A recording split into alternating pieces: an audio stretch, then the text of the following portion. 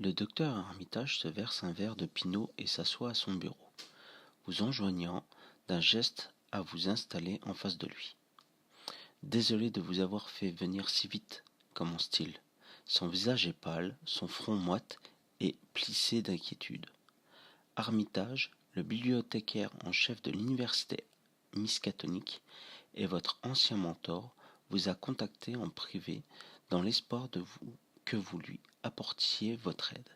Désireux de rendre service, vous avez parcouru la ville jusqu'à sa demeure du quartier sud. En entrant, vous avez été surpris de trouver la maison dans un tel état. Divers livres et notes jonchent son bureau et une bouteille de vin vide a roulé sur le sol jusqu'à la cheminée. Vous avez toujours connu Armitage propre et bien organisé.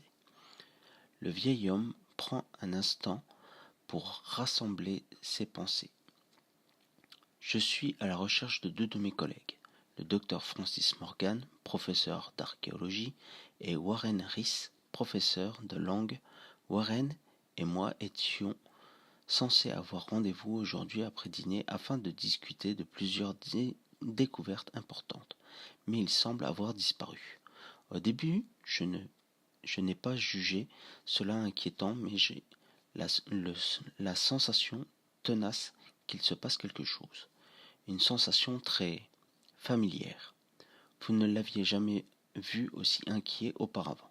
Ses mains tremblent lorsqu'il saisit sur son bureau le verre qu'il sirote nerveusement. J'ai essayé de contacter Francis en espérant qu'il sache où était Warren, mais lui aussi semble introuvable. J'ai entendu dire qu'il passait la majorité de son temps dans quelques antres du jeu. Je vous ai envoyé chercher car j'ai peur que Warren n'ait des ennuis. J'apprécierais grandement que vous tentiez de le retrouver pour moi. Vous pourriez aussi chercher l'aide de Francis si vous parvenez à mettre la main sur lui. Bonjour, bienvenue sur Aurora Arkham JCE, j'espère que vous allez bien. Aujourd'hui, nous allons jouer avec Sky O'Toole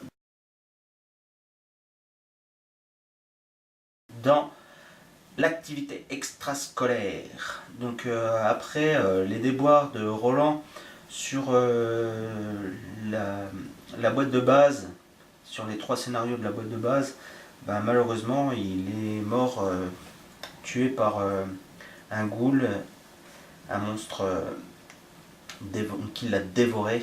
Et donc cette fois-ci, nous partons avec Sky, l'ex-détenu, qui va continuer l'aventure et essayer de trouver pourquoi il y a des mystères autour d'Arkham. Là, on va se trouver sur l'université de Miskatonic, où en fait notre docteur Henry Armitage nous a demandé d'aller vérifier si son collègue, le docteur Morgan, est toujours en vie, enfin est déjà présent dans l'université. Donc le KO Bag, il est en mode facile. Donc toujours les plus 1, les 0, le 3 moins 1, les 2 moins 2, les 2 têtes de mort, le signe, le cultiste, les tentacules et le signe des anciens. Donc première fois que je joue ce scénario, enfin ce personnage, j'ai mes 5 ressources de départ, je prends mes 5 cartes du début, 1, 2, 3, 4 et 5. Et qu'est-ce que nous avons? Eh ben c'est pas mal, on a des ressources, on a un allié, 2 armes, et puis nous avons Cran qui est notre faiblesse, on va dire, puisque il a 2 en savoir. Donc phase des investigateurs. Alors on va y aller tout de suite. Donc on commence dans la cour de l'université. Course de l'université. Il y a 0 à 10. 3 de force occulte. On peut abandonner, mais c'est pas le but pour le moment.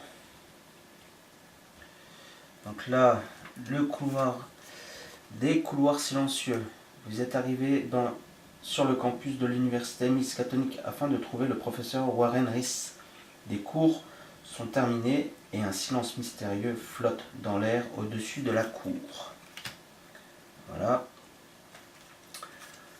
Après des heures, le professeur Riss a été vu pour la dernière fois il y a plusieurs heures par l'un de ses étudiants d'Armitage dans le bâtiment des humanistes. Donc en fait, nous avons la bibliothèque Horn, la cour de l'université, le bâtiment des sciences, le bâtiment des humanités. Donc en fin de compte, il a été vu là pour la dernière fois. La maison des étudiants et le bâtiment de l'administration. Tous ces bâtiments sont connexes à la cour de l'université. Donc on va essayer de faire en sorte de le trouver. Alors, première action. Moi je partirais bien sur... Je prends... Allez, on va prendre 10 ressources. On va en payer 3, donc j'en récupère 7. 1, 2, 3, 4, 5, 6 et 7. Première action. Deuxième action. Je vais m'équiper. Main, hop. 1, 2, 3, 4. De mon 45 automatique. Avec 4 munitions dessus. Et en troisième action,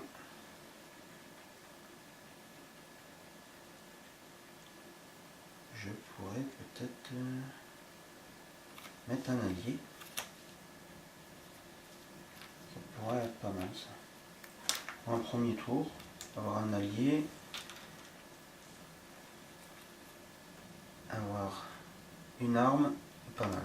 Fin du premier tour, face des ennemis, il n'y en a pas. Ensuite, nous allons faire la phase de ressources.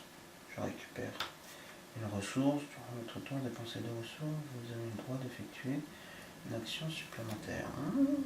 D'accord, ok. C'est vrai. Donc, je pioche une carte. Maîtrise. C'est top. Je mets une fatalité sur l'énigme en cours. Je prends une carte de l'au-delà, sortilège, terreur, péril. Donc le trait péril, c'est-à-dire que si je joue à plusieurs, je dois la lire pour moi et pas pour les autres investigateurs. Révélation. Choisissez l'un des types de cartes suivants. Soutien, événement ou compétence. Chaque joueur doit défausser chaque carte de sa main qui est du type choisi. Si ce n'est pas le dernier exemplaire de terreur au-delà pioché durant cette phase, choisissez 2 types de cartes à la place. Donc en fait c'est la première carte. Donc je vais choisir un type de carte. Donc j'ai compétences et soutien. Donc je vais prendre événement. Comme ça, je ne défausse rien. Donc phase de mythe finie. C'est à moi de jouer. Je vais me déplacer. Où est-ce que je pourrais me déplacer?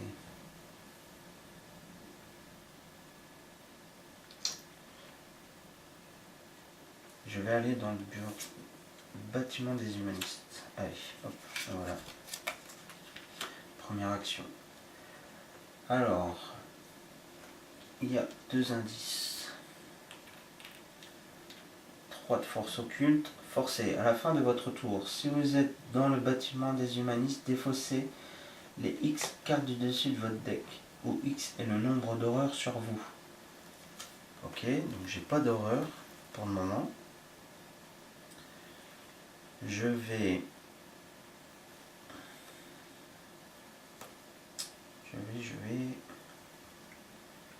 essayer d'investiguer quand même.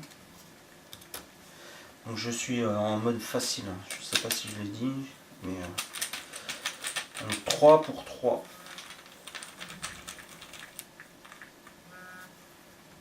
Alors, tête de mort, -1. En cas d'échec, défaussez les 3 cartes du dessus de votre deck. Donc, 1, 2, 3. Ok.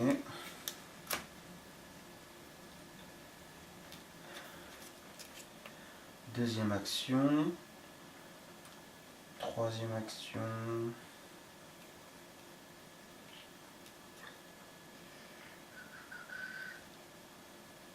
Troisième action. Piocher une carte. Le cran d'arrêt.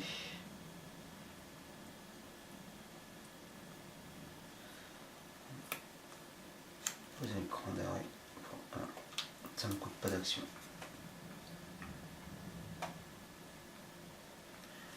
Ok. Ensuite.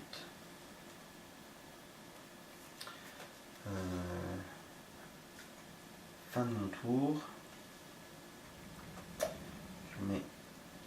Je prends une ressource. Je pioche une carte. Yes. La lampe torche. Peut-être dû utiliser la lampe torche. Ouais. Peut-être fait une bêtise. Parce que là j'ai mes deux mains qui sont prises. Donc je fais avancer. Hop. Je mets une fatalité. Je pioche une carte. Propulser dans l'au-delà. Sortilège, révélation. Choisissez un soutien que vous contrôlez et qui ne soit pas un soutien d'histoire. Mélangez-le dans votre deck et défaussez les 3 cartes du dessus de votre deck. Si un exemplaire de ce soutien est défaussé, subissez 2 horreurs.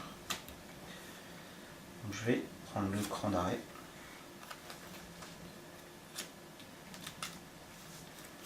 C'est bien une carte soutien. Oui, c'est un soutien. Je mélange.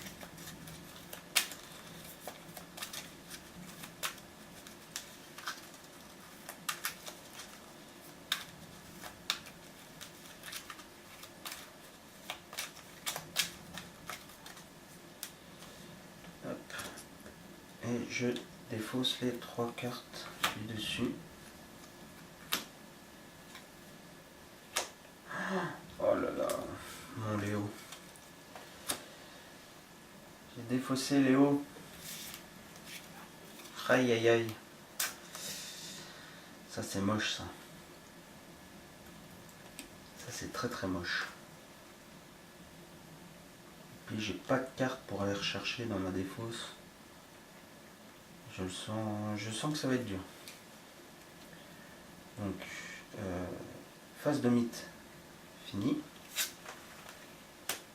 Hop. Je subis pas de 2 horreurs.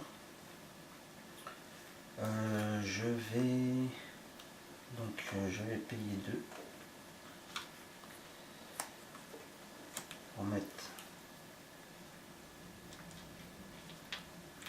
la lampe de poche en jeu avec 3 utilisations.